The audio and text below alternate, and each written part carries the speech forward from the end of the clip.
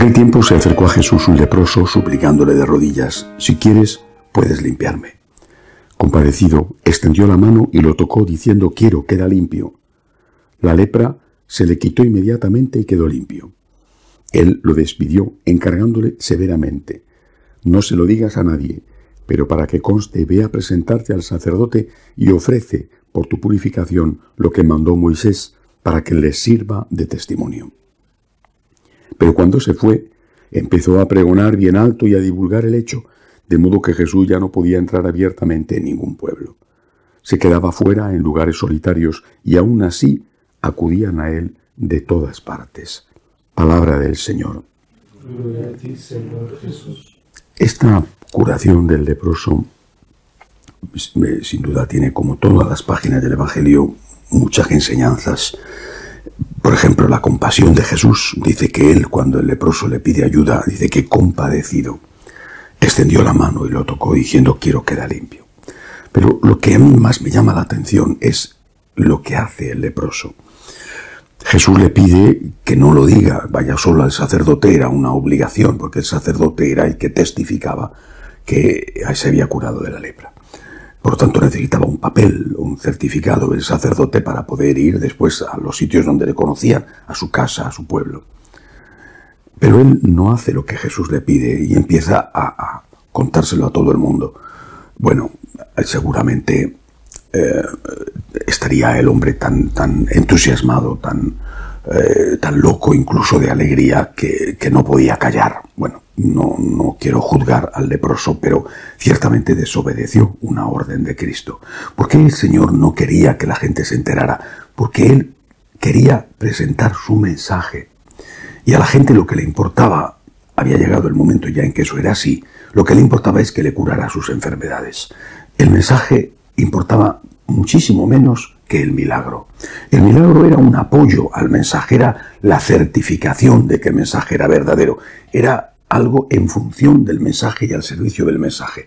Pero cuando de repente el mensaje queda ocultado, pasa al segundo término por el milagro, entonces el milagro no está sirviendo al objetivo inicial, al objetivo para el cual fue creado, para el cual fue utilizado por Jesús. Además, como digo, de la compasión que el Señor tenía al ver a los enfermos, pero el Señor no curó a todos los leprosos de Israel o del mundo.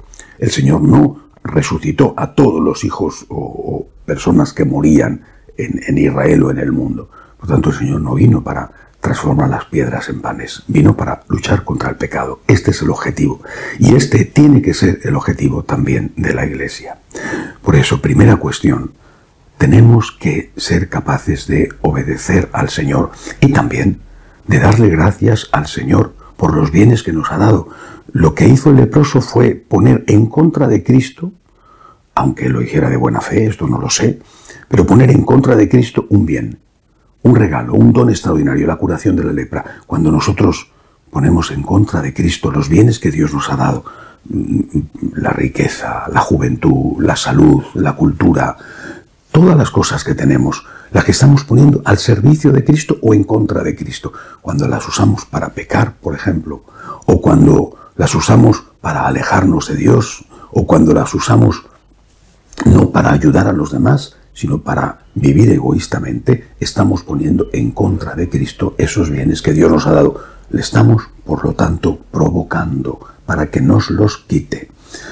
Es un hecho evidente, comprobado, que en general, no se puede decir así en todos los sitios, pero bueno, en general, los países ricos están más alejados de Dios que los países pobres. Debería de ser al revés.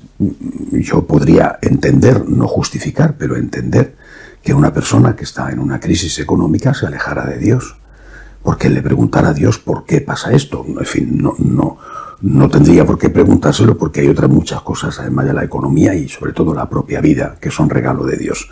Pero una persona que está con un problema siempre se va a sentir interpelada y se va a preguntar por qué Dios permite eso. Las respuestas son: fíate de Dios. Las respuestas son: mira la parte positiva que has tenido o que todavía tienes. Pero aún se podría entender de alguna manera, no justificar, pero sí entender. Pero es que eso no es así.